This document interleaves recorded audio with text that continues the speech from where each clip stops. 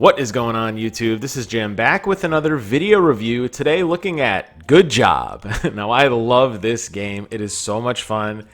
It was shadow dropped the other day on the Nintendo Direct, and it is basically you being a dick, the simulator.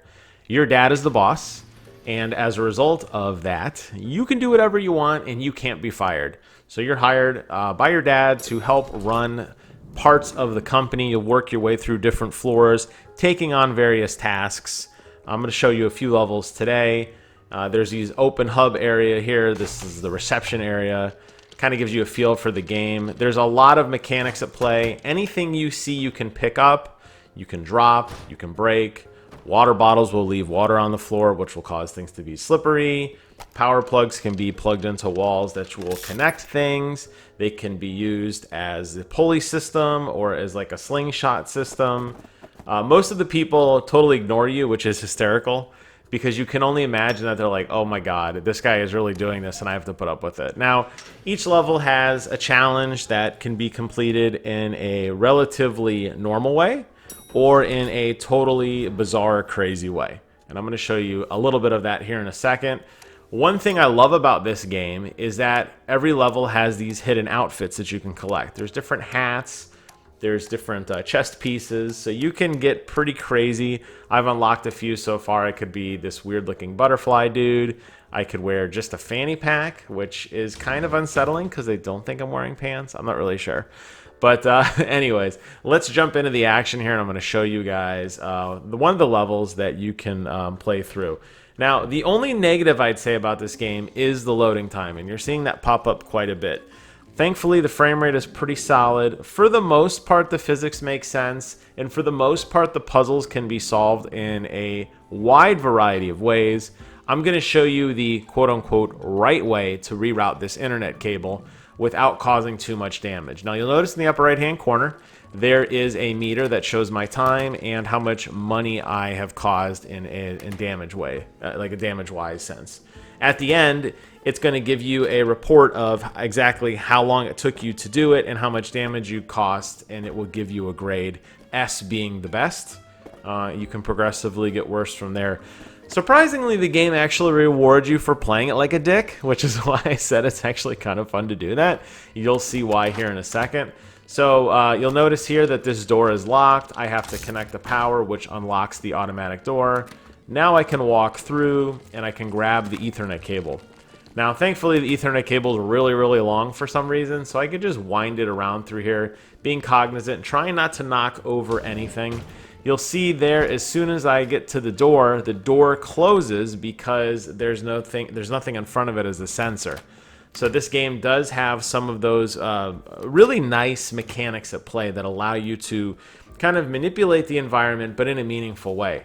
Now, I can't get past these guys because they all need to go to the bathroom, and somebody left out a sign that says, hey, be careful. Well, instead of cleaning up the water, we'll just move the sign out of the way, and you see everybody funnel in and take care of business. Alternatively, you could have used that mop next to the sink to mop up all of the water, and you would have been able to get them to go into the bathroom as well. This is one of those puzzles I was talking about. You can see that the door, every time I walk by the door, what happens? It closes, so I have to go get an object. I'll just grab this filing cabinet here. We'll set it in front of the thing. It triggers a door, which allows me to continue on through, and you can see that I'm able to plug it in and actually beat the level.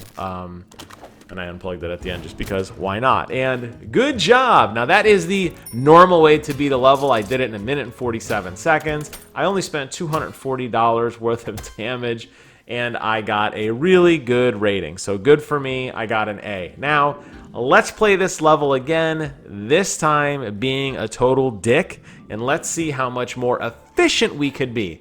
Now, the one thing I learned at school is the straightest distance between 2 points is a line. Well, we're going to use that to our advantage here. We're going to grab this filing cabinet. It's going to be used as ammunition in just a second. We'll just go ahead and set it up over here. We'll move the other one out of the way because I want to get a nice clean shot. And what I'm going to do is I'm going to grab this power plug and plug it in over here, which turns on the lights, but more importantly, allows me to do this.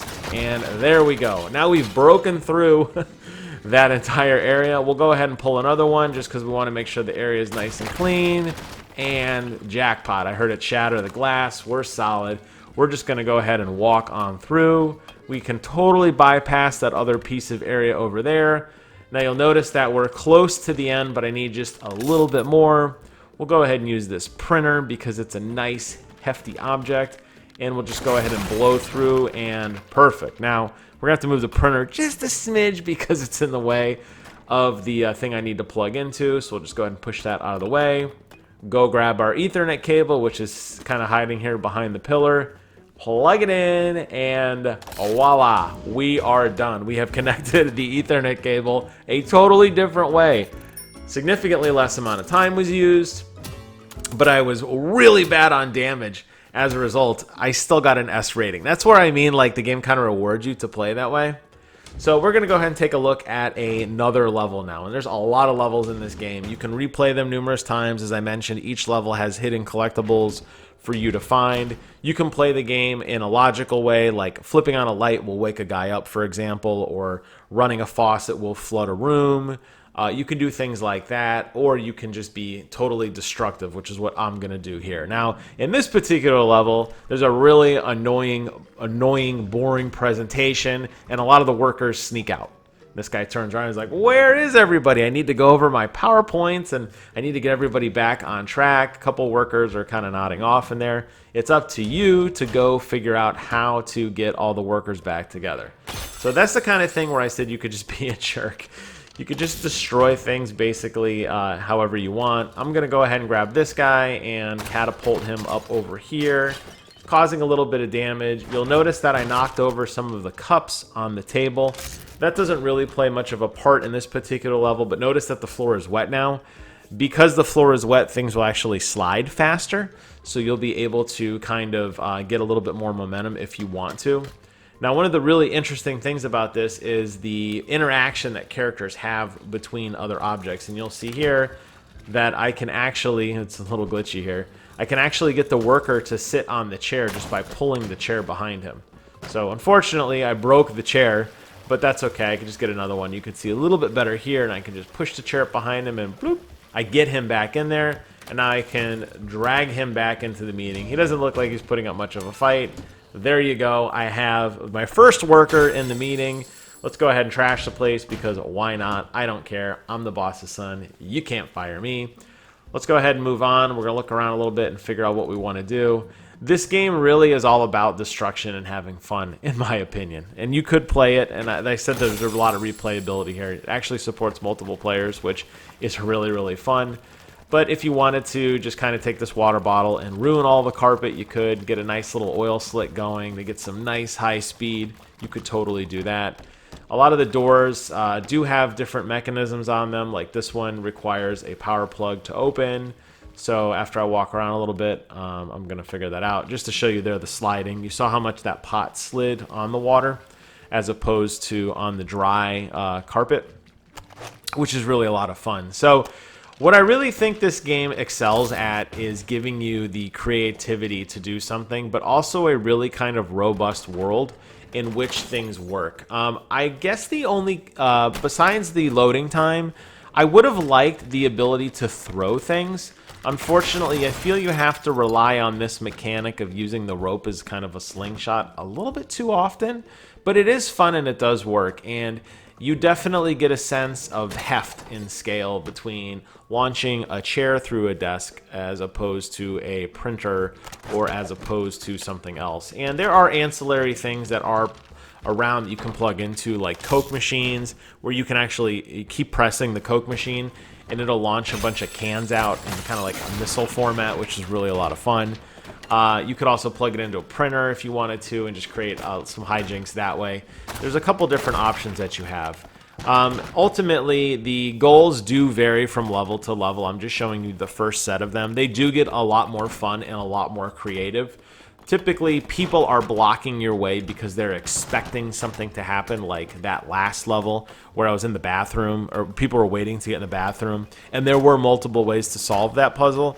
There's a lot of stuff like that, and here you can see it gets some pretty good momentum. I can whip them around pretty quick. which is fun.